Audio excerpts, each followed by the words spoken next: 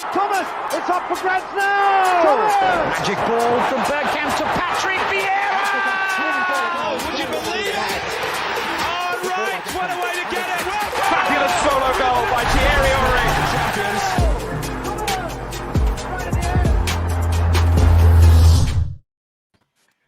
Good afternoon, everybody. Welcome to the Arsenal Lounge. Just before we start the show, I actually forgot to speak to Lev about this. Just before we start the show, I just want to say our thoughts and prayers are with all the Afghan people around the world with what's happening in Afghanistan, and I hope that it comes to a peaceful end at the end of it.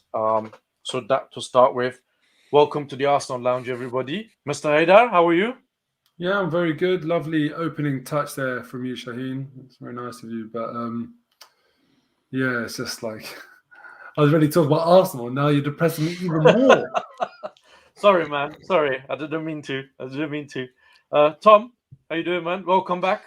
Yeah, good to be back. I enjoyed our chat last time, so I'm delighted to be back on. Thanks for inviting me. We enjoyed having you, and Levanja, my fellow Arsenal. How you doing, Shaheen? How are you? You Good good? to see that the internet connection in Guantanamo is still strong, man. Thank you. It is indeed. I was waiting. I'm about to pay off some guards. Can't let. No, we're gonna keep going, Mo, until we see it. Right? No. This. We got a deal, yeah. We got. Me and you got to do this. Yeah, man. I just wanted to see how quickly it came into it. You know, Man, I ain't messing around. I ain't messing around. The day that it changes, I'll come for you guys. I hope you know that. Listen, Shaheen, for anyone watching that doesn't know the context behind what we're talking about right now, do you want to explain, or would you want Not one of us to really, explain? but since you said Tom, it, Tom, are you aware of the Mo context? and Lev, I'm assuming, based upon the words, it's the background. and it seems You know that what? they won't have something on it, and it's actually pinned to the wall. They should put that on the wall. That's what you should do. But anyway, The funny thing is, that is actually what's on Mikel Arteta's tactics board as well. Yeah, well, see, there's a message in all our videos, so now you picked up on it, Mo. What formation is that? You what? What formation is that? And is that Saliba, the green one up there in the top right? That's everybody. wait, that's where I knew front. tactics show. That's where I knew tactics show Yeah, coming out nothing up soon. front, everyone's defensive. Anyway, speaking of the game, God, that was. I'll start with you, Tom. Just on the game itself, what was your thoughts? I mean, not great, not great at all. As I wasn't surprised, that's for sure. It wasn't a surprising performance by any stretch of the imagination. It was surprising, I suppose, in the sense that, you know, I'm an optimistic person. I think I sat here and said, "Oh yeah, we're going to win 3-0," and that's very much an optimistic prediction. And it didn't surprise me anyway that we played that way. I mean, we had obviously a very young striker, and I think I said on the show previously, I was like, I don't think it matters if you put Erling Haaland, Lewandowski, whoever you put in our striking position, it doesn't matter. We don't give them the service. So, and Balogun, I think, had one chance, and he was a bit unlucky in the moment because I think he took a bit of a heavy touch and could have taken that strike a little bit sooner. But obviously, he's a young, inexperienced player, and they're going to have those moments. But that was all he had in the entire game because we never gave him anything else to feed off of, and it just kind of it allowed Brentford to get back into the game because we had 70% of possession after 15 or so minutes and we did nothing with it. And then Brentford grew in confidence and the crowd got behind them and that got that momentum. And then it was a great goal from Sergio Canos. Like I don't really look at Leno too much. People say like it's a near post goal, we shouldn't allow it. But I'm sorry, it was an amazing strike from Sergio Canos to put it into the bottom corner. And whilst I thought Leno was pretty dire in terms of his distribution, I didn't really point a finger at him for that. And then second half, the goal that we conceded, the second one, was just a throw-in, which, I mean, conceding directly from a throw-in is just Sunday league stuff. And it showed a lack of preparation, a lack of kind of leadership and communication and everything that we've come to expect from Arsenal of late. So, yeah, unsurprising is the word I'd use. Yeah. Mo, how about you? Well, what I'd say is that just now you mentioned that in all of our videos, there's like secret messaging, right? So your board behind you is like Arteta's tactics. I think that's very appropriate. But in order to seriously convey Arsenal Football Club through the medium that is your surroundings, get that bottle out the picture because we have none. Just chuck it. Just throw it away. Yeah. That's it. That's more like Arsenal. Nothing. Messed up tactics and no bottle.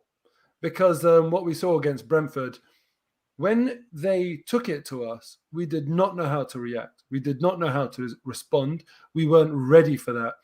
I shared the video on my socials where I spoke about the reasons why they'd be up for it. It was tailor-made for them to kind of showcase their first ever Premier League game in the history of their club in front of the world. You know, they would have been licking their lips as a real opportunity. It felt like Arsenal weren't really aware of that and the approach that Brentford would bring in the game. So it was dire. It was absolutely dire. So that was my thoughts on that game. But now talking about opportunities and trying to sense what a team's going to bring and look at the opportunity that gets presented, I hope Arsenal now flip it. Our next game is a huge opportunity for Arsenal because either we can, I wouldn't say revert to type, we can stay true to type and get battered against Chelsea, get battered against Man City, or we can say, let's do what Brentford did. The opportunity that Brentford sensed against Arsenal, the way it was set up for them, you know, opening game of the Premier League, under the lights, big club, we can take their scalp, all that sort of stuff.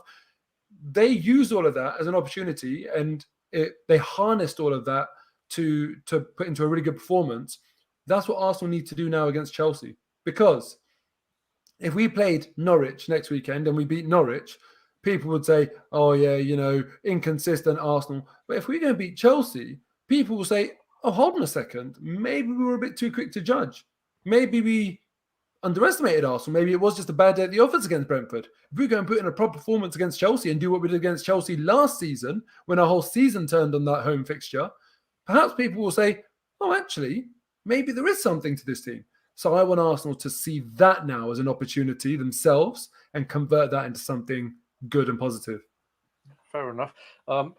Just on the points that you guys said, I just remembered something that I said earlier, and I discussed this with Lev. For the second goal, I think it was their defender. He just walked through our defense and he just went and he stood in front of Leno. And nobody got involved, nothing. And he didn't let Leno jump, and then they scored from that. Lev, what was your thoughts on the game? Well, I didn't want to continue the office backdrop analogy, but if you want one more for you, Mo, just for you, yeah. Yes, good. Whilst let's you're use at it, go on. bored. I was bored watching it and not much to look at. How about that? But look, end of the day, I mean, there's some people in here saying it was just a bad day in the office. How many bad days in the office do you want to see? You know, we're quite a positive lot here, and we always try to look at it from a positive perspective, but it's very, very difficult at the moment. I mean, we could see the problems from early on. I mean, we were all worried about the right hand side. That was a problem in itself. The first goal, you know, you might not blame Leno, but Chambers, it could have been cleared a couple of times. It wasn't, and then we let the guy cut in and shoot. So I mean, you know, that's just one example there. Then it just looked like a disjointed sort of performance. My concern is, you want to call it a bad day in the office. I can live with that if you could see that, you know, there's a system that we're playing and we know what we're doing, but there just doesn't seem to be that cohesion going on right now. And I'm a little bit concerned of whether or not the players are playing for the manager. And just like Tom touched on earlier, you could have put anyone up front. You can't look at some people saying after one game we could see. I mean, Shaheen, you was one saying you think Balogun's short. I mean, it's to judge him on this game. I think it's totally unfair. Who was providing any of the balls? I mean, Xhaka has this constant persistence in getting the ball, slowing down play, going out wide. There was a couple of times in the first half, there was one particular example where Balogun was actually making a run through down the centre. All he had to do was slip him in. He went wide with the ball. There was another opportunity with Martinelli second half. Again, Xhaka on the ball. He decided to put it out wide. So there doesn't seem to be any cohesion going on. I was a little bit. I'm just really concerned at the moment is the way we're performing and the players, the way that they're playing. It just looks disjointed. And I was expecting a draw.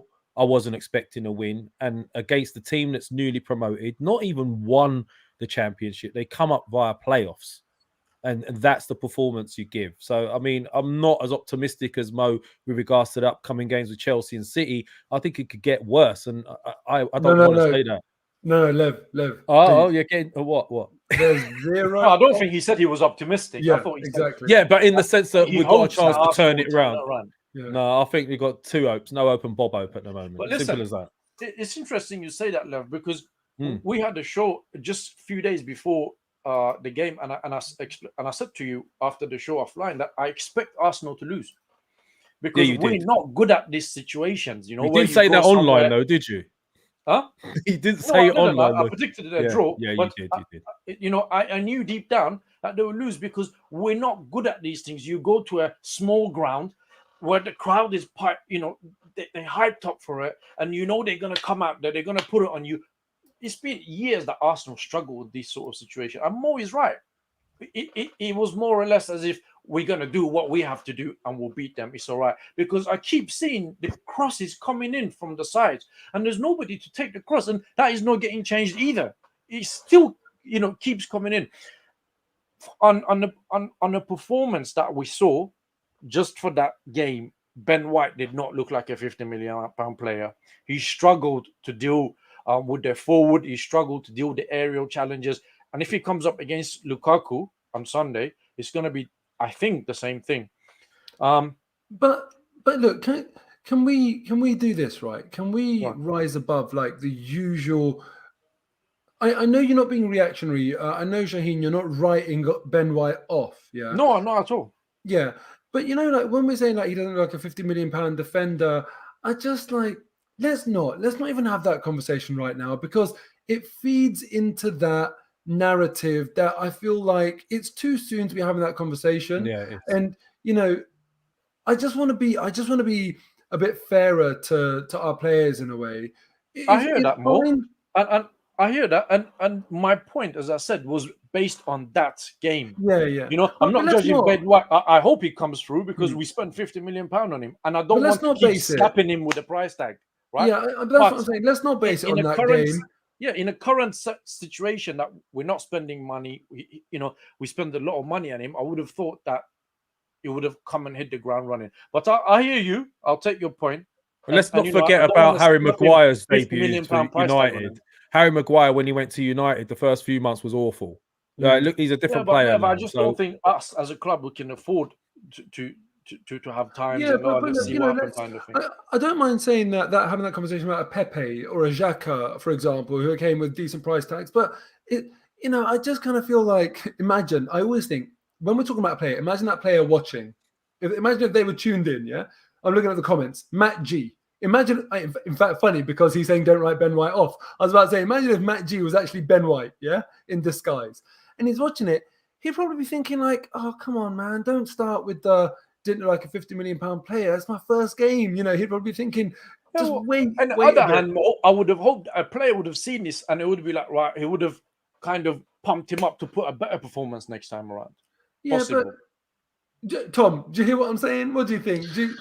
It's valid what Shaheen's saying, but I'm just like, I don't want to feed into that narrative. No, I think it's fair, and I don't think it's a fair representation anyway. Because if we're honest, Ben White isn't a £50 million player right now. If you on true market value, in market value, he is. That's how much you pay for a young English centre back. £50 million is what the going rate is. I don't think it's a fair price to then judge him by that, especially in the 90 minutes. I get you what you're saying. Like that performance wasn't great, but ultimately, I don't think Arsenal did enough to.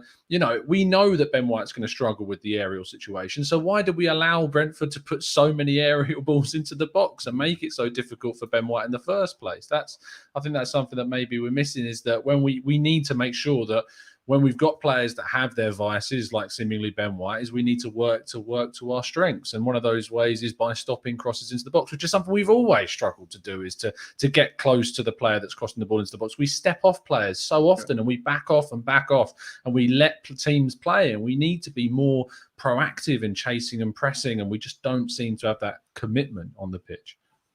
Yeah, well, that's fair points, guys. But from my point of view, Mo, I just felt that once you go and spend that money on a defender to come in, there is no honeymoon period. He needs to perform from day one. And from what I saw, it didn't really give me that great confidence. I know it's his first game, right? And I hope he comes good. I certainly do. And I wish he comes good. But I'm just giving my opinion based on what I saw. Shaheen, can I just say one thing on that? You certainly can. I'm not judging Ben White on this performance whatsoever. However, Tom did touch on the point that we've always struggled aerial-wise. Yes, the fullback situation hasn't helped, especially right-hand side. Tierney's a lot better since we've had him. It causes all sorts of problems when your fullbacks allow crosses to come in. But we've had a problem not just with crosses, but with set pieces for quite a few seasons now. So maybe the profile of player we're going for should have been a little bit different in the sense of I would have gone more. I'm not saying this particular player, but I would have gone someone like a Dunk who can header the ball, that type of profile player, and have someone like a White next to him. That's how you do things rather than go and get a White when you know that you've got aerial issues. And that's my gripe when it comes to that area in particular. But that's the thing. Like, why has Arteta signed Ben White, that profile defender? It's to play the system that he wants to play. So I've had this conversation many times about many different managers, right? And I always ask the question: should you put the system first, or should you put the personnel first? What should you lead with in a way? Mikel Arteta does not care who's at the club. He is going after the system that he wants to play. Now, I'm not saying that's necessarily the wrong thing to do, but I feel like if you try that and it doesn't work, the only way you can really get away with that is if you have got a big reputation as a manager. Let's say an Allegri, a Klopp, a Guardiola. They could go to even Mourinho, even though he's a deadbeat now, but because of what he's achieved with that system in the past, you can go and say, I've done it. You guys need to get up to speed with my system, with my beliefs, because I've proven myself and I've done it. Because then actually there's something for the players to say, all right, fine, yeah, we can see that it's worked in the past. But what Arteta's doing, he's got a group of players that I don't think really suit his system, and he's persisting with this system. Now, yes, player by player, he'll get closer to a group that will fit that system, and Ben White is that David Luiz replacement. That's why he's got him in rather than a Lewis Dunk, who if I had to guess, Arsenal were going to sign a defender from Brighton, I would have guessed Lewis Dunk at the start of the transfer window. So I don't know how you guys feel about that, but to me, it seems like, square peg, circle hole with Arteta forcing the system. I think an ongoing problem. Yeah, it definitely is, and I think it's an issue that until we kind of really builds that team, you're not going to see it, and I don't think we have the time to do that. I don't think he's going to get the backing to do that, or the amount of players in that we need to be able to do it. And it is strange that he's persisted with this system, especially when you look at Ben White as a player as well and go, well, he's succeeded massively playing in a back three. And that back three is obviously not a system that we play. It's actually a system I'd like to see us kind of use more with the players we've got. I think the players that we've got suit a back three more. I think you see the success Tuchel's having with Chelsea playing a back three and think, why? And what we did, the FA Cup, we won playing a 3-4-3 system. Back three. It seems like we're forcing this back four when we don't necessarily have the Garland, the players to do it. So I would like us to see us try. I think, ironically, we may end up doing it against Chelsea. We did it at Stamford Bridge at the end of last season. So it's very likely we could actually go to that back three system again when we play Chelsea again, and then maybe even Man City, because they follow each other. So it might make sense for Arteta to do that. I'd like to see it done. I think that we've got the personnel with Tierney who can play left centre-back. You've got Saka that can play left wing-back and play a Emile Smith-Rowe, kind of that left wing playmaker role in front of him. It's the right-hand side where it's a fuss. And we saw those reports today that Hector Bellerin is desperate to leave. And then we've got to make a decision at right back because we've got four of them. We've got Maitland-Niles, we've got Bellerin, we've got Cedric, and we've got Chambers who can play there. And then we brought on Tavares to play there on Friday night as well. So who we play in that right-hand side slot, I think we need to desperately sign someone to improve that position. But there were so many red flags in the game against Brentford. Did you see the bit at the end of the game with Nelson when he passed to absolutely no one on the right-hand side? There was like he took the ball, I think it was across from Tierney. He took the ball into feet and passed it to the right, and there was no one there. And that's not Nelson's fault. There should be someone there, and he's instinctually played that because that's what players do at the top level. They have an understanding between each other that if they receive the ball in a certain sector of the pitch, there should be another player elsewhere so they can quickly play that ball. That's what separates the top teams from lower down the table. And Chambers was miles away. He just was not in the mindset of playing the system that we wanted to play, and that's a coaching issue, not a Nelson issue at the end of the day. Yeah, well, you say that, Tom, and it's interesting because I was having this exact conversation with Lev a couple of days ago on the phone that we were saying Ben White was really good in a back three, on a right-hand side of a back three next to a Luis Dunk kind of player, where most of the aerial challenges would have been dealt with him, and he would have looked good bringing the ball out and playing it out. But that's that. Mr. Joe, thank you for your donation. Thank you. It's very kind. There's an expression, cut your coat to suit your clothes. We both play a style that complements the bodies we have. Fighting this reality is wrong. And it's a very interesting point that Moh raises, which is, true. Arsenal Arteta is really trying to, he's not considering the personnel he's got. He's saying, this is the system I want to play, and I'm going to keep playing it until it comes through. Another thing that came out of the game, which was another big talking point, was the absence of Lacazette and Aubameyang. Yeah. Now, we've done a show earlier today with Fabrizio Romano, and I hoped that he would know more about this, and he didn't. He said he's been told they're sick. And when we pressed him on it a little bit more, he kind of laughed, and I said, well, do you believe him? Do you believe what you've been hearing? And he kind of laughed and moved on, which shows to me that he probably doesn't. Can I just ask, a lot of people online, I saw that they said, Mikel Arteta said they're ill or they're sick, and that's all I can say about it. Did anyone watch him say that? Yes, I did. Yeah, so for sure he said that, yeah? Yeah, he did before the game, they asked him, and he said they're not well, they're ill, and that's all I'm going to say about it. Yeah, I think that's quite telling. Yeah, well, this is what I was going to ask you, Moh. What's your thoughts on it? Do you think they're ill? If you don't think they're ill, what do you think could be? Look, if your two strikers, like your two leading strikers, are out, opening day of the season, like just coincidence. As a manager, I think you'd be pretty gutted about it. I think you'd kind of like in the interview, kind of sort of bemoan your bad luck and say, look, I hope they recover and be back in time for Chelsea. But unfortunately, I think there'd be a bit more sort of like, not so much compassion or sympathy, but a bit more emotion there. Even if you don't necessarily care about them, but you'd kind of be like, look, this is part of football. It's very unfortunate. And I think it'd be more that. I think him being so cold, so dismissive of it, that's all I can say about it. I'm no psychologist, right? It just doesn't seem like the natural reaction. If one of us was ill, Shane, if you were expecting me and Tom to be here today, and then you say to everyone in the comments, oh, where are Moh and Tom? You wouldn't be like, they're ill, that's what I can say about it. That would surely indicate, there's a bit of animosity, a bit of needle there. You'd be like, look, bit of a background to the story. Yeah, and you might, I would like to think that if I was ill and I dropped out last minute, I'd be saying to you, Shaheen, man, I'm so sorry, I'm gutted, I really feel bad for letting you down. And you'd probably convey that naturally to the people you convey it to. So, just trying to apply it in my own mind to how any one of us would act doesn't seem right to me. So I'm putting my hand up and saying, I don't believe it. On to you guys. Tom. Oh yeah, it's tough. Like the trusting person in me wants to go, yeah, they're ill. Like you said, they're ill, so they're ill.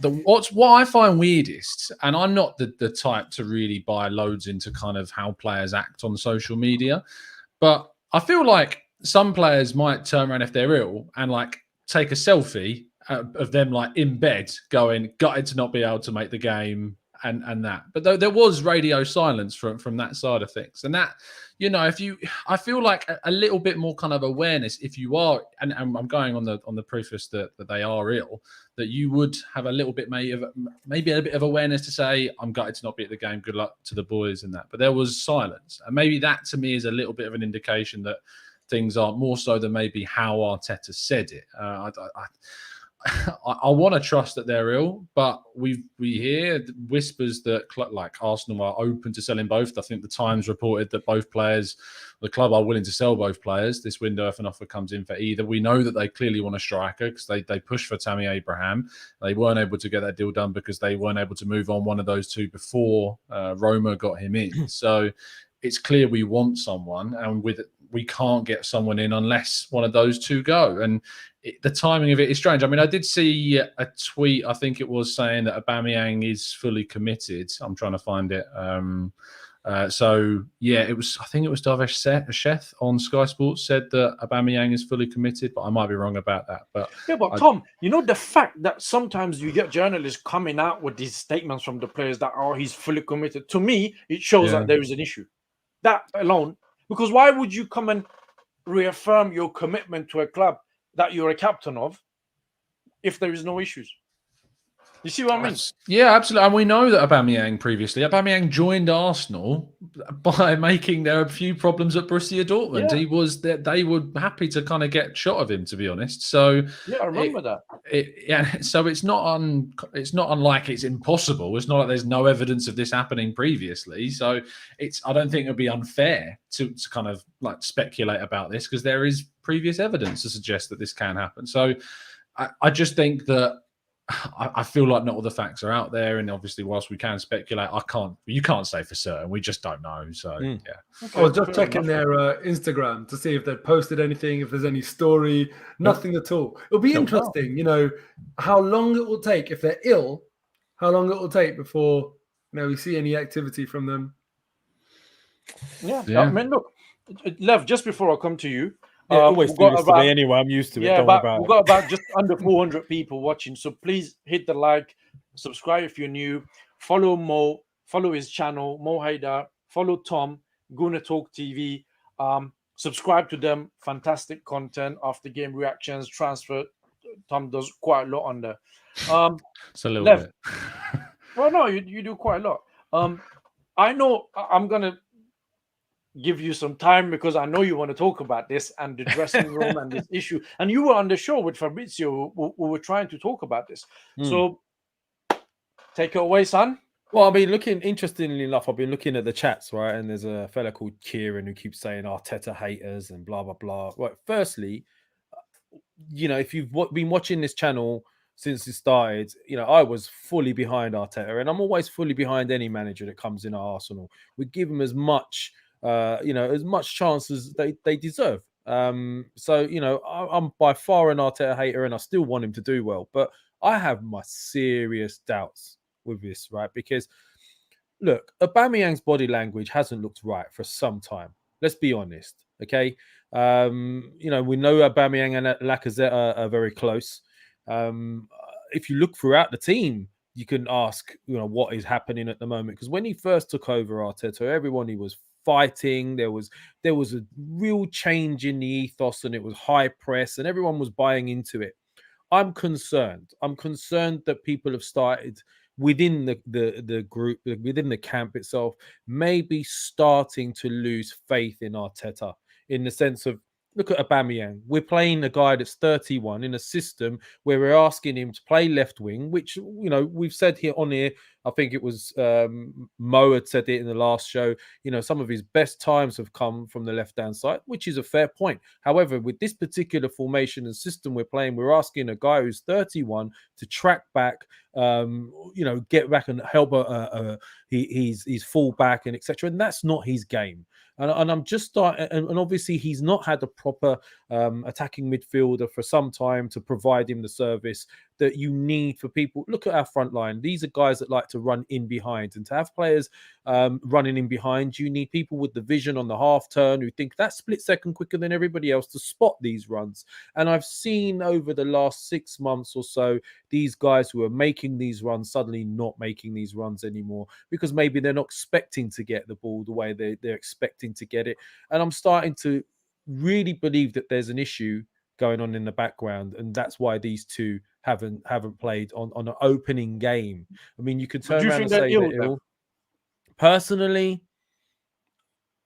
I'd like to say yes, but my gut instinct, and I'm only human, I'm going to go on my gut instinct. And, I don't want anyone to judge me on this. I want it to be true that they're ill, but something is just niggling away at me that there's something going on. And some of the mutterings that were going on is Arteta's quite arrogant. He's not very likable to some within the teams. And if you start looking back from when he's first come in, there was a fallout with Ozil. There's a fallout with Guendouzi. Saliba's been sent out. And now there's this potential issue, the way he outed Aubameyang in public public. I think, was it Mo that said it last show? Yeah, it was a bit too public. And you know, I just think these things have an effect over time. Man management is very important, especially if you don't have the right personnel to fit the system you want to play right now. You've got to get the best out of what you've got. And if man management isn't there, that's not going to happen.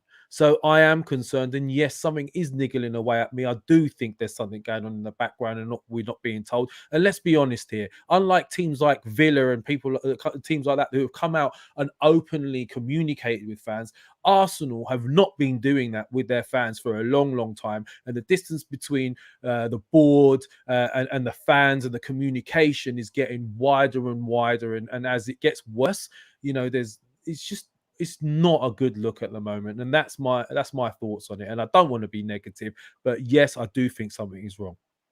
Yeah, well, that makes four of us, I think, because I also agree that, you know, these guys, they were having pictures 2-3 days before the game. You know, they put out these pictures from training. Everybody's looking good. They're training. Are we getting ready for the game? And then on the day, they're ill, and these two are ill. Nobody else, just these two. So it looks a little bit, and I agree with Mo. The way that Arteta came across and talked about it, it was very emotionless. It was as if I knew you're going to ask me. This would be my answer. I've come out. You've asked me. This is the answer. Move on. Which is what we've come to learn from Arsenal. Speaking of Arteta and Edu, he's now part of the recruitment team, Arteta. And the season has started. Okay. We don't have a backup keeper. We've got Bellerin who's desperate to leave. And as Tom said earlier, we've got 4 players that will play right back position. I saw actually Turkish putting out a tweet earlier today saying the guy has come out and say, I love it here in Rome. Arsenal know what I want. They know what we need to do.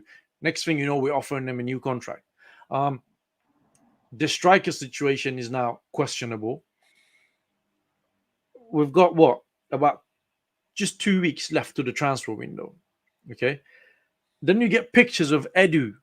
You know, I don't have a problem with a guy having a barbecue. No problem at all. He's got a life. He's entitled to live his life. Right.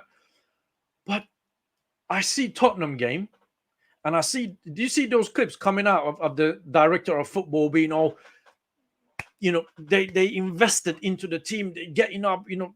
I don't expect him to do the same, but come on, man, you know, when you it's not really happening. I don't really expect pictures of you coming out on holiday and, you know, having a barbecue. Think of how it's going to come across to the fan as well. Mo, what do you think is, I mean, Fabrizio said as well, it's difficult to get rid of players now, but surely we should do better, man. The season has started and yet we're not ready. Yeah, listen, of course we have to do better. I have to laugh. Like, it's so funny. The world of Arsenal is so mental, right? You imagine someone watches this with no context.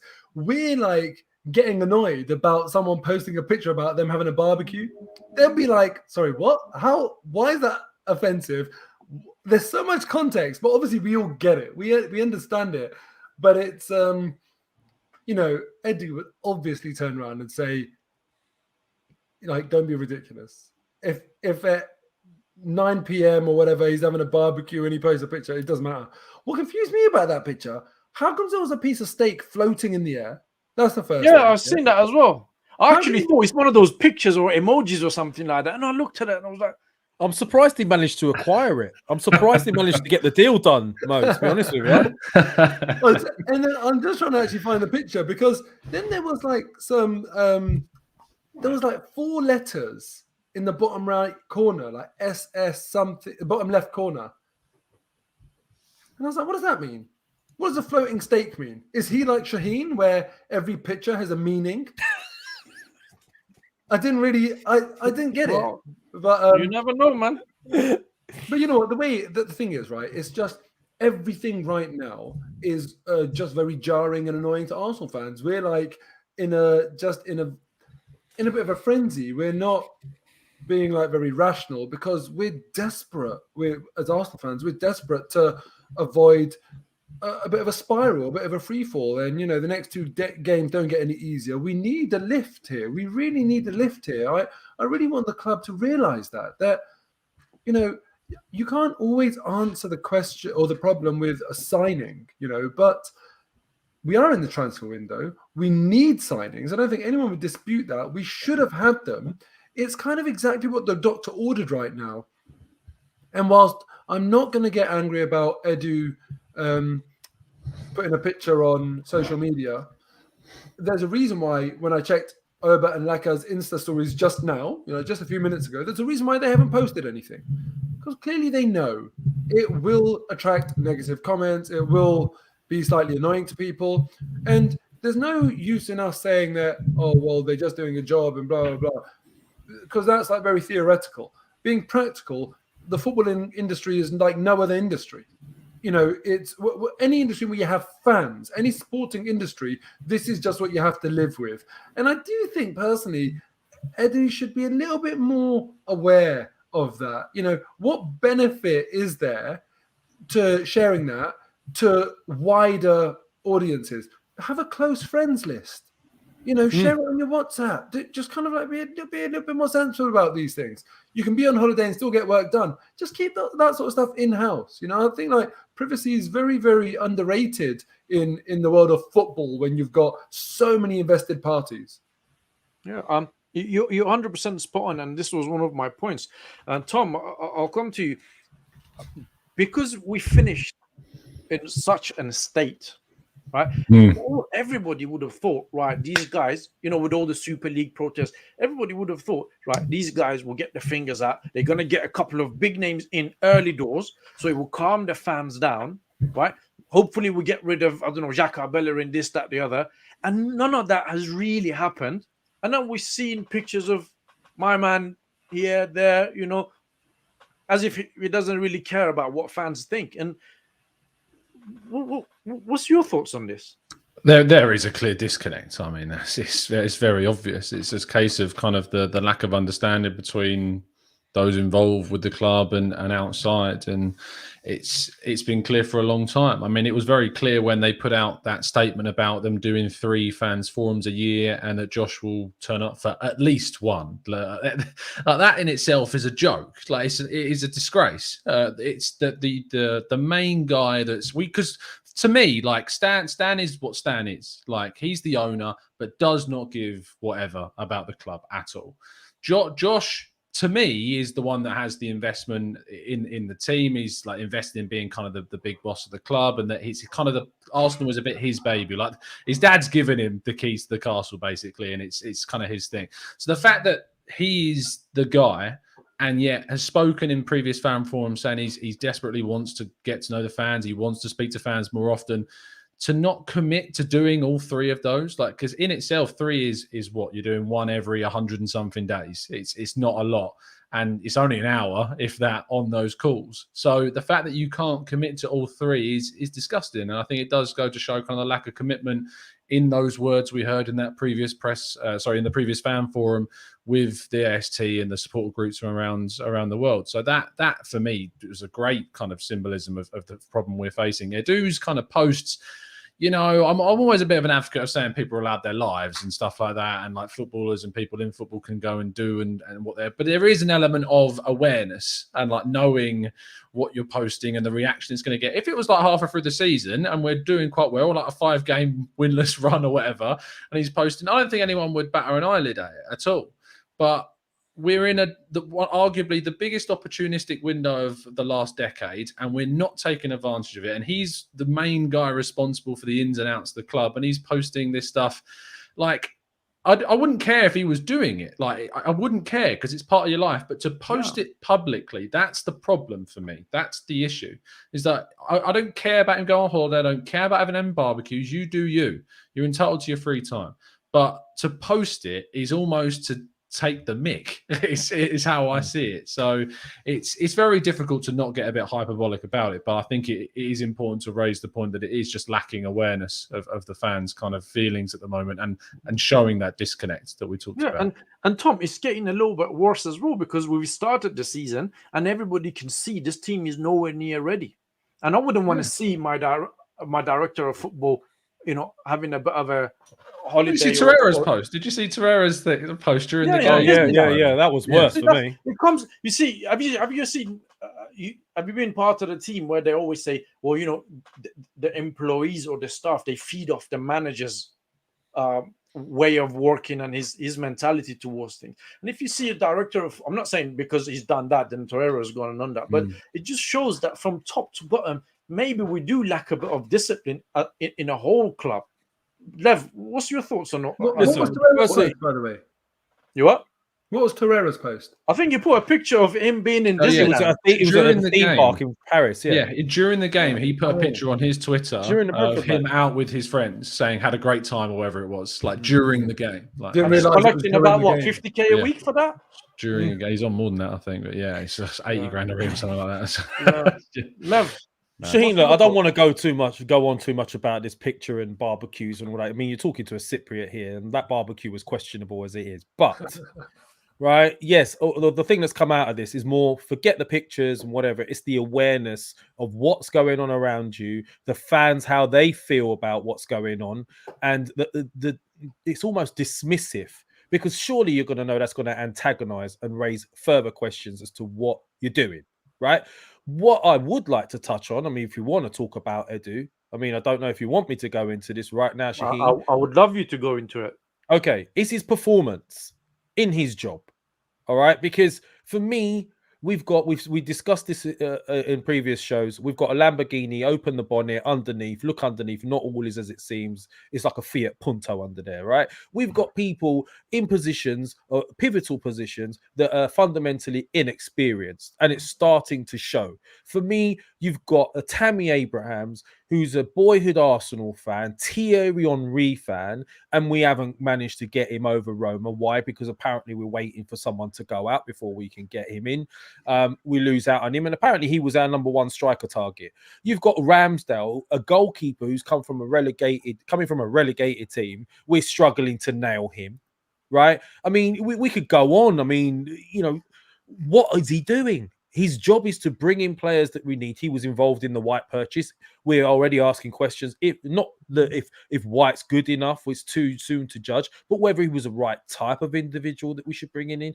We're still looking at the right back position. Seriously, you telling me we can't solve that right back position and we're going to wait till the last 2 weeks of the window? Again, lastminute.com. It's all a joke, in my opinion. And this falls on him. And then for him to then post pictures like that, then yeah, it raises questions. But for me, more of a question is, what the hell is he doing in that position? And why are we in 2 weeks from the end of the window and none of the issues are being addressed? And really, a team like Arsenal should be able to acquire Ramsdale and Tammy Abrahams, who would, I'm sure, would have preferred to stay in London than to go to Roma. And it could go on and on and on. So for me, the bigger question is, what the hell is he doing rather than what is he posting? Fair enough. Just before I come to you guys, Wayne, I'm very sorry to start with that I couldn't read out your super chat from the Fabrizio show. Yes, we're very time limited on that one, and I'm sorry, man. Please accept my apologies. Please send us your account details. I'm quite happy to return that back to you. Thank God for Roma. Tammy Abraham doesn't improve anything at Arsenal, and I think, if I'm not mistaken, Mr. Haidar agrees with you on that. I agree. So do I. Oh, well, there we go. You got 4 out of 4 for that matter. I think let's look ahead. Right? Let's bring some positivity into this. It is what it is, right? Mo, you're good at this, bringing positivity into this, right? And I'm going to put it on you. 2 weeks left, okay? Briefly, I'll explain to you what Fabrizio said earlier on the show. So he was saying basically it's a difficult transfer market. It's difficult to sell players. Arsenal got a few players at a high salary. He said there's more chance of Lacazette leaving than Aubameyang because of his high salary. Inter Milan was interested, but his salary is too high. He expects Arsenal to be busy in the last week of the transfer. He expects Willian to leave, Bellerin to leave. And I'm assuming clubs are leaving at last minute to get a better price. You know, if they come in now for Bellerin, they might be told, I don't know, for argument's sake, 10 million. Whereas if they come last 2-3 days, maybe they can get away with 7-8 million, right? Yeah. So, looking at this positively, right? Let's assume that Edu has sat down with Vinay and Arteta and they looked at the performance against Brentford and they came to the conclusion after so many months that this team is short, right? What's the plan of action? What should they do? Well, I'll bring the positivity, right? I don't know about saying what should they do, but I will bring the positivity because it's consistent with what I've said all along. So this is not me trying to bring positivity for the sake of it, yeah? But I've said all along, and you guys will be testament to that, Arsenal are not the club that flicks the first domino in the transfer market. We are not the big money club that gets that flow of money going. We pick up the opportunities. When a club goes and signs an attacking midfielder, goes and signs a right back, and they've got one spare, we're the ones that are kind of saying, okay, maybe they're surplus to requirements. So, for example, at PSG, they've got a new starting right back. Potentially now, in the last couple of weeks of the window, we might start those inquiries, something like that. There could be some movement there. You know, like Denzel Dumfries, that is someone I spoke about. I'm disappointed to see him go for €12.5 million euros. For 12 million as well, you know. Come on I know. now. Yeah, I'm disappointed to see the Onana links without us being linked with him. I'm disappointed to see Andre Silva go for 20, 30 odd million in this window and Arsenal not go for him. There's a lot of these things that have already happened or we could have already happened for us. But I think there'll be more of those examples now in the last 2 weeks, and especially the last week. And if someone had said to me, do you think Arsenal are going to pull anything out of the bag this transfer window? I've been saying yes all along. But if someone had said to me, when do you think they're going to do that? I always would have said, as usual, with Arsenal, later on in the window, because of the fact that we are not the Man United, Man City, Chelsea, PSG, Bayern types who will just go and make it happen. So that's the positivity for me. These 2 weeks now, maybe even the last week, that's where it's really at for Arsenal in the transfer window. If anything was going to happen, it's going to happen then. That was the positivity, yeah? Thanks, Mo. Tom, you have a go at this, Tom. What positivity? Trying to find something good. Come on, you could do it, Tom. Well, we sign a lot of guys up to new contracts. That's pretty good. Granit Xhaka. Oh, you're not meant to do that. You went to Mo for the positivity, Shaheen. Just remember that when you wind this show back, yeah? Oh, yeah. Look, I think what's important is the positivity is that, you know, we're 3 points off the leaders at the moment. Same point for Man City, yeah? yeah, exactly. We're level with the champions. You got to think about context. It's important. Look, we've got 2 games against Chelsea and City. My expectation is we're going to lose both of those. So anything other than a loss in those 2 is a positive in those 2 games. Let's be real. That is the realistic expectation for me anyway. Is anything from those 2 is a positive. I did a phone-in show the other day with quite a few fans that are kind of specifically still kind of on the Arteta train and backing Arteta, because I really wanted to kind of get that viewpoint and understand and see if they could even convince me to kind of change my viewpoint.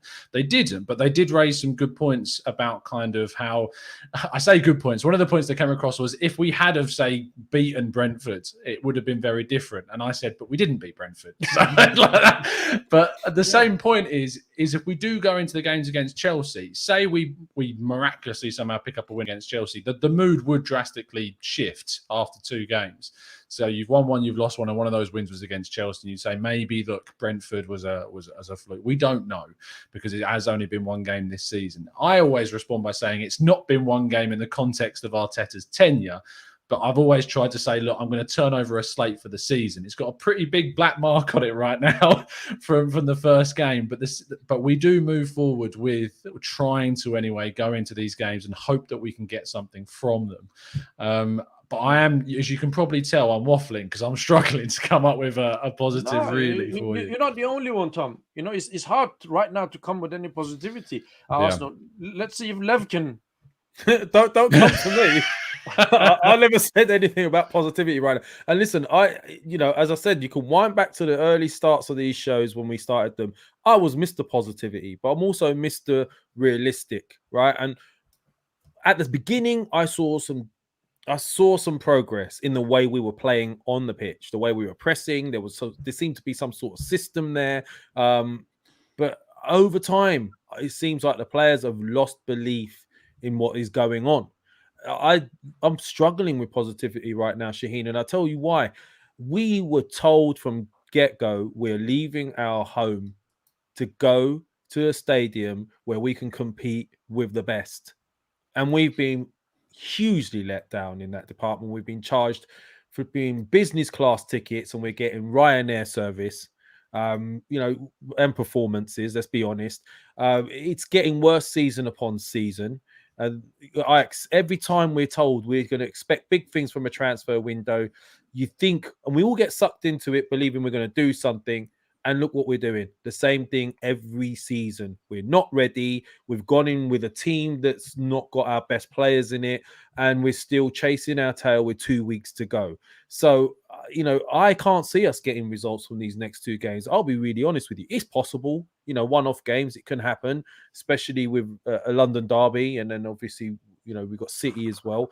But right now, I'm struggling with positivity. And that's a shocker for me, because I've always been a very positive Arsenal fan, a diehard Arsenal fan, but I think we've been really badly let down by our board and everything that goes along with the club right now. I'm sorry. Come on, I've got to win that round of trying to bring positivity, because you was definitely the most positive. I'm sorry, out of the 3 of us. I'm sorry, Mr. Haidar. I'll give you that. I'll give you that. Do I not count? Can I not have a go? All right, Shaheen. Give me some positivity. Well, I'll give you some positivities, right? Kieran Tierney looked good. Emil Smith-Rowe second half was okay. Fair play. Yeah. Right? Yeah. And I'll... Thanks for that, Shaheen. Let's move on to the next bit. Swiftly moving on to the next bit. Yeah. Listen, I'm actually I'm gonna say this now, this time on a live show, right? I think Arsenal have some money left. And I agree with Mo. They're waiting, right, for these dominoes to start falling, and then they'll start.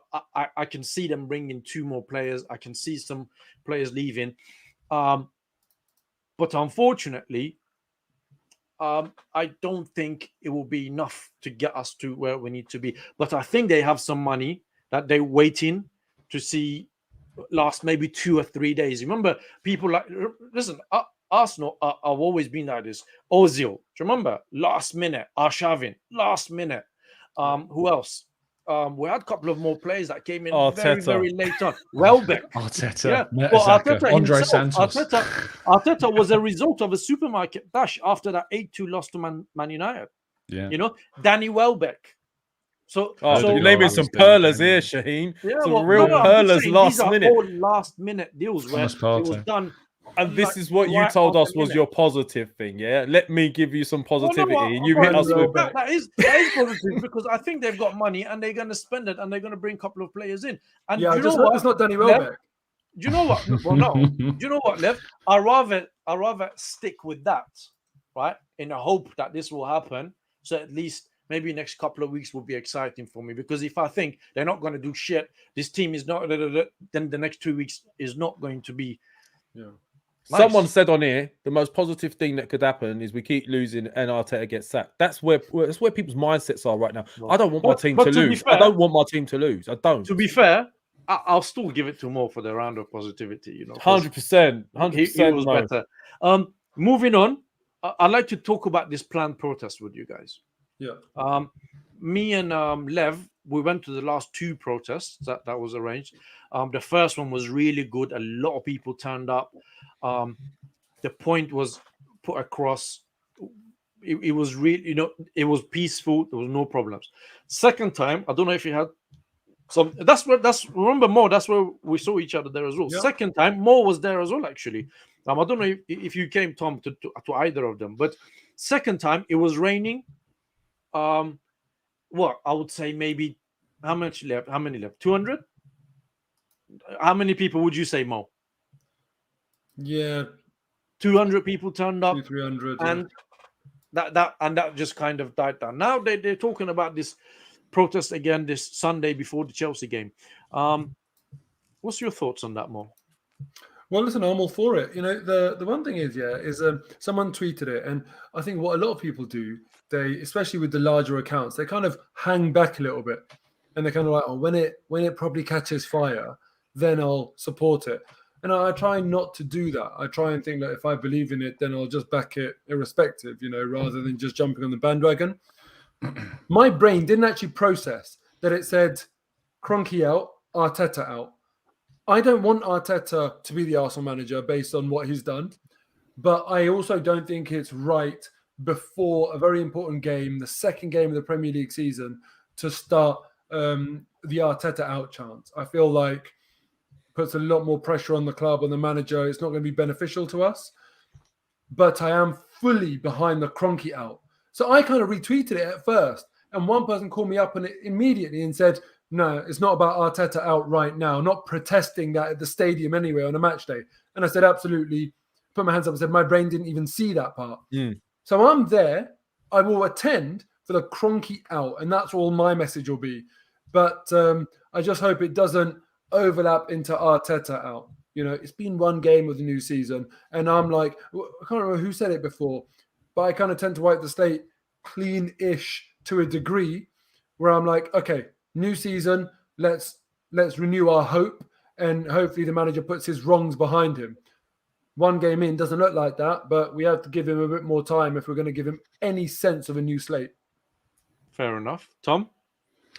Yeah, I mean, when it comes to protests, I've kind of had my views changed a lot on protests. I think my view kind of settles now on they need to be done properly. Like, it can't just be someone typing up a few words on Word, putting it onto Twitter, and it's sparking something. Like, it needs to be done and orchestrated and organised properly and peacefully. I mean, there was a few things that went on the last protest, like the burning of the American flag, like things like that go on. You can't stop the very small, minuscule kind of idiots that are there. Yeah, there was an image that circulated of Arsenal fans doing it. I mean, and like there was an effigy of Kroenke as well. Like, there is always going to be idiots that do silly things, but for me, I agree with Mo that the Arteta inclusion. I think I called someone out on it on Twitter when I first saw it, saying I think there is an element of contradiction to protest Arteta to be sacked, which is, look, if your opinion is that you want Arteta sacked, that's fine. Like, you're entitled to that opinion.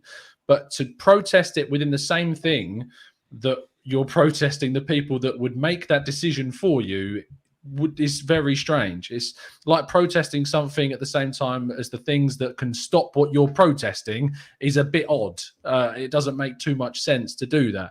So I agree with Mo that the Kroenke out thing, as I feel like that the Arsenal fan base should kind of be behind that collectively, because clearly ever since 2007 and their introduction, we've declined and gone down, and their stewardship over the club has caused this mess. Absolutely.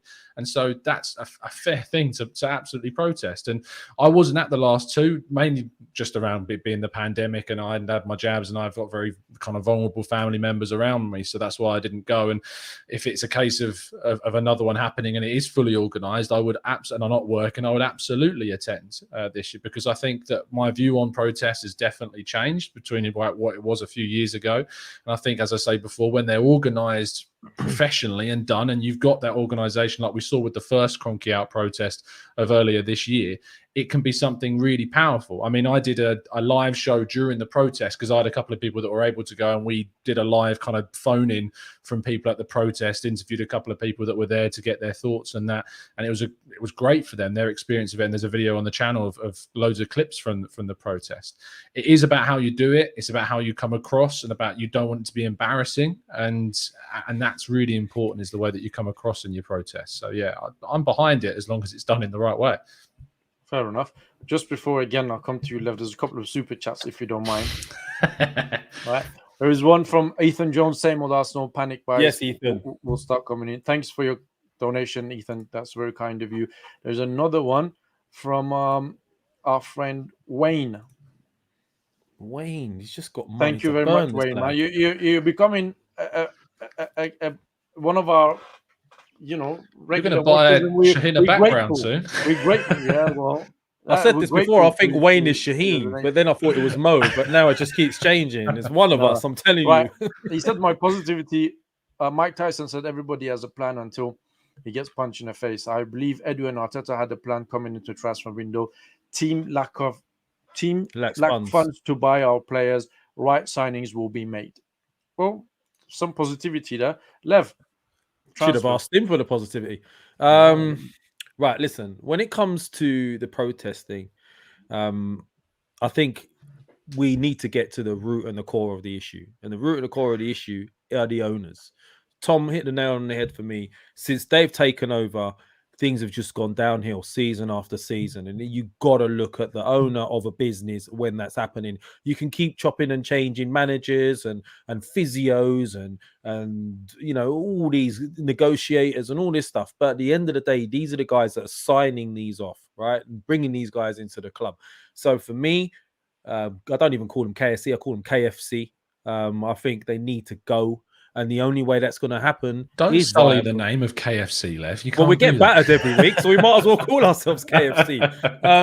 Look, at the end of the day, you know, that's where it's at. And to look at protests, if you want to look at protests properly, and I'll give them the props. Up north, they know how to do a protest. When Man United had an issue with the Glazers, they went full for leather. They went hell for leather. And look at it. They've had investment. They've had money thrown in. And the things have started to turn around. I mean, it wasn't that long ago. Man United and Arsenal were in similar transitional periods. Look at the difference. That's all you got to look at. Look at what's going on. So for me, it's a new era. We need to open our eyes and say, you know, this vision and dream we had of a self-sustaining model, look at it. It's not working. Why? You've got the Mansours, you've got Abramovich, you've got Glazer spending money, you've got people spending money. This is a different time for football now. And if you're going to have an owner now, and I hate saying this because I really hate it, but if you're going to have an owner, you might as well have a ruthless owner who wants to spend money, who will not put up with mediocre. Chelsea, Man United, all these guys, Man City, if they see mediocre, you're out the door. Right? It's as simple as that. We've been putting up with mediocre for way too long. So yes, I agree with protests when it comes to getting rid of the Cronkies, KSC, 100%. The Arteta thing, I hate to see any manager go. I hate to see it, but you know, like Tom said, you're really, by sacking the manager, what you're doing is you're hiding the root of the problem, which is further up the ladder. So we need that sorted first. So if you're going to protest, Cronky out 100%. Yeah, well, there's another super chat as well from Sam. Thank you very much, Sam, for your kind donation. Is EK the right man? We need to be careful. Daniel Eck. Yeah, I'll call him EK because he's. We need to be careful what we wish for. Kroenke has to go, but who takes over is just as important. Anyone knows any billionaires? Mo, do you know any billionaires? Nah, sorry, man. Mo is a billionaire. Tom? Humble friends. No, But you know what, not directly. I'm not asking myself the question, is Eck the right man? Because, I mean, he can't be worse. I'd love to have that ability to choose who our next owner is, for example, but I would roll the dice on Kroenke. If someone said to me, you change billionaire, you change billionaire owner, and there's a dartboard, you just chuck a dart, it's got all the billionaires in the world on it, you just chuck a dart and you get one, and they said, you don't have to throw the dart, but if you do, you get the owner. I'd throw the dart. I would literally gamble. But that's how bad Kroenke is to me. Sounds like a good game, that, Mo. The only thing when it comes down to kind of the owners for me is like, and I get the idea of throwing the dartboard. It's like I look at the cities and yes, I'm envious and I'm jealous of what those guys spend and the success they're having. But there is always the kind of human side of me that looks and go where the money is coming from. And like with the Daniel Eck thing, like I'm not that clued up on Spotify, but I have heard some bad things about kind of like people being really screwed over by what goes on in that company and stuff. It's a case of you have to pick the lesser of all evils, because I don't know how a billionaire becomes a billionaire without doing something a bit dodgy, to be honest. So, but it's a strange one. I feel like with Daniel Eck, he he really does epitomise what the fans want. He's a fan himself. He grew up watching it. I mean, I spoke to Anders Limpar about him, and Daniel Ek's obsessed with Anders Limpar, and that's why he became a fan, supposedly. So, and he said that he was absolutely like buzzing to hear that Daniel was interested in it all. And obviously then they went down the right route of talking to Henry and Vieira and Bergkamp and getting them on board. Like, it's everything that you want to hear, that he was open to kind of the golden share and all that, and fans being involved and everything like that. So it sounds great. And you obviously you get drawn into it. And I think, as Mo said, anything is better than Kroenke, it seems. But I don't think we should just lose all sight of, morals, if you know what I mean. You're right, because you look, teams like PSG or Man City, they effectively backed up by a country. Sure. Yeah. Yes, there you go. go. It's a lot easier for them. We've got another super chat, DJ31. Fellas, protests are good. It's the only way the fans get a voice. It just needs to be organized. All I see supporters in fighting. The only benefits people are on the top, organizing, keeping pressure.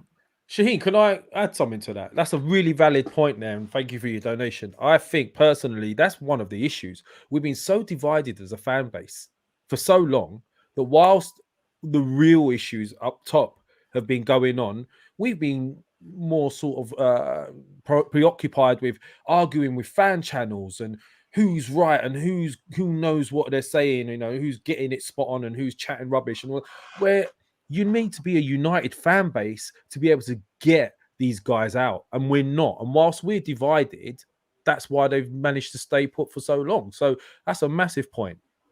Yeah, it is, and I agree with all you guys in terms of the protest. Kroenke's, since they've been at Arsenal, there's been a massive decline. I remember when the early days when they came in, we were playing at Bernabeu, Real Madrid away, and we were beating them. Barcelona at home, we were beating them. I'll do now, that on we're not FIFA even now. in Europe. We couldn't even beat Villarreal in semi-final. And at the end of the day, they're responsible for the demise of the club.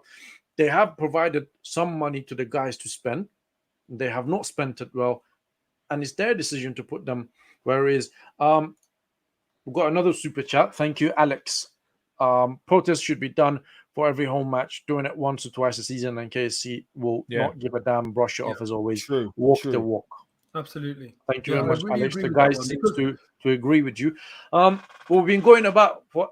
Mo, you want to say something? Yeah, I was just going to say, I really agree with that one. Last season, we saw all of that pressure, and then because the last protest was so poorly attended, I would take a message from that as the owner. I'd be like, oh yeah, it's easing up. And unless we're there consistently, it's just, you need to build that sort of pressure. And, you need to compound that pressure with more pressure. And until then, we're not serious. Well, we've been going about an hour and a little bit now. Thank you, everybody, for obviously watching the show. We're really grateful. Follow Mo. Subscribe to his channel. Subscribe to Tom's channel, Gooner Talk TV. They do great content. Subscribe to Arsenal Lounge as well. Mo, final thoughts. Listen, final thoughts are that you never know what's going to happen in football. How many people would have thought Tottenham are going to beat City without Harry Kane? Yeah, we never thought that was going to happen. There is always a chance that Arsenal can pull something out of the bag. And I do hope, even if it's not a victory against Chelsea, let's hope we play with some pride and get something out of the game. Ben White against Lukaku, it's not beyond the wildest imagination that actually he'll have a decent game. Lukaku's not exactly maybe at his sharpest right now. It's not right in the middle of the season, for example. Let's just see what happens. And let's not rule ourselves out. The next 2 weeks are going to be crucial for the rest of our season, both on the pitch in terms of how we fare against two very good teams, European champs, Premier League champs, and also what happens off the pitch in terms of the transfer window. After that, we can completely lose our minds. But until then, there's always the chance for Arsenal to salvage a little bit of this season. So fingers crossed we do the right things. Very good. Tom, final thoughts? Yeah, I think that the biggest positive, and I think maybe something we didn't mention, is that there's still time. Like there's still time in the window. There's still it still can change. Like our fortunes can get better. The club could do things we're not expecting them to. So that's what I'm hanging on to. People keep asking me on my transfer show, how many do I predict? I still think that 3 is a genuine feasibility. Like 3 players could come in. We could get our attacking midfielder, a backup goalkeeper, and then either one of kind of a forward, depending on what happens with that outs, or even a right back, depending on what happens with those outs. So 3 is still feasible. And I pray to God we can get something against Chelsea. I really do. And fingers crossed we can get something over the line with the players for the end of the window. Just keep the faith. And I think, Lev, you said something really good earlier about, look, we're not going to succeed as a fan base unless we're united on this. Don't engage in all of your negative stuff. If people are being abusive, block them and move on. It's as simple as that. Don't waste your time, and surround yourself with people that support you, and you can have good chats with, I've done this evening. So there you go. Thank you, Tom. Very kind. Lev, do you want to read this couple of super chats? There's 2, yeah. Made in Brooklyn, 1975, $5. Thank you for your support. Is there an example in the history of top-tier English football of a fan-inspired protest leading a club owners to sell a club? I think there might be. Newcastle. Newcastle, yeah. Yeah, but even though it failed, but he did try and sell. And to me, that was very much fan-led. Yeah, there you go. No one wanted Sports Direct. And then... There was one more, wasn't there? That's the other one. Is that it? Okay. So it's The Hope That Kills You by Made in Brooklyn again, 1975. Thanks for that again, brother. Right. Well, look, we had the show yesterday. Very quickly to touch on the people that were here. The striker situation is dependent on Lacazette. The right back situation, nobody really knows what's going on with that yet. The midfield, we're looking at Odegaard as a number 1 target. For me, the issue I have with Odegaard is I don't really see him as a goal-scoring midfielder. So I would prefer Odegaard and somebody else. But whether that happens or not, I don't know. Maybe keep Lacazette and Aubameyang and go for an attacking midfielder and Odegaard. That's my opinion. With regards to positivity, the positivity I will say is this. I don't think the squad is as bad as it's looking right now. And perhaps with a better manager, you get more out of it. That's what I think. I mean, I'd rather have Aubameyang and Lacazette. Where are we going to get top strikers from? Who's going to come to us right now? At least Aubameyang is a 25 goal a season striker if we get the best out of him. So I would rather keep those guys. The squad isn't as bad as we expected. Let's hope that he somehow gets a tune out of them against Chelsea and Man City. I'm doubtful. I'm trying to remain positive. And the main thing I will say as a fan base is get behind, all of us be unified. And if there is a time we need a movement, then do it in unison. Stop looking at views and subscribers and this. I say that as a YouTube channel. We do this because we love the club. We don't get paid to do this. It's our hobby and we love doing it. So if you're gonna get behind the team, let's all get behind them in unison. And if we need to protest, do it in unison. And that's it. I agree with you. And as I said on a previous show and other shows that we've done together, if I was in the Arsenal board, if I was director of football, I'd be looking at the situation. And I think if I can't get enough quality players in, with Antonio Conte being available now for free, you don't have to pay compensation to any team. Would it be an idea for me to say, all right, I'll bring one quality player and a quality manager, and hopefully we can, because you get that new manager bounce, you get that new voice around the place, and I'm sure he might get more tune out of the players. I see Tom is getting a bit of a loving and sounds like a boy band, didn't it? TGT. Yeah, they're advertising your show here as well tomorrow. 8 a.m. transfer show. 8 a.m. every day. Yeah. We've got Kev Campbell on the channel tomorrow as well, so that should be a good chat. With Kev, so, guys, tomorrow 8 o'clock, tune in, watch him for after game reactions. Moh, go to his channel. We're gonna do after game reactions. Wait! Come on, I want. When a club announces a new signing, they give it a fanfare. Let me do that. Let me give it a fanfare. I've pulled off a blinder.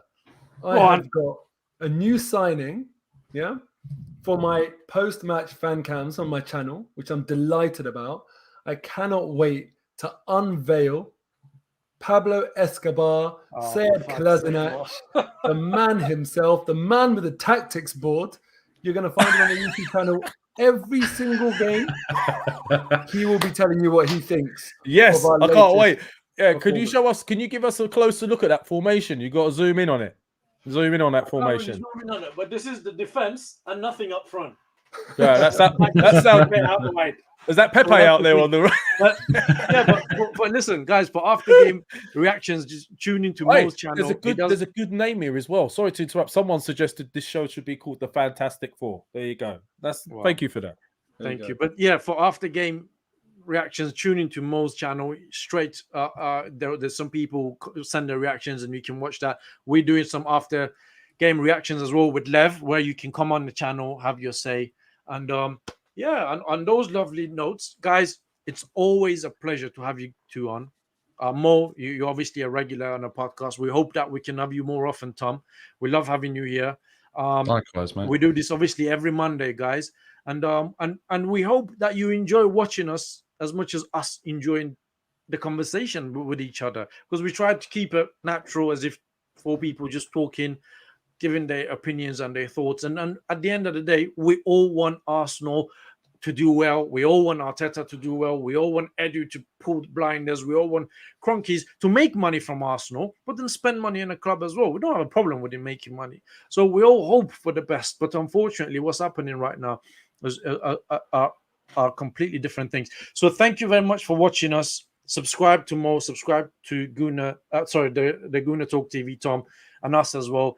And on that note, I wish you guys a wonderful evening. Lev, final thoughts? You want to say bye to people? And then Right. First, Tom, give Shaheen a link to your canvas guy in the background. And secondly, victory through harmony, boys and girls. Victory through harmony. This is the Arsenal Lounge. Peace out.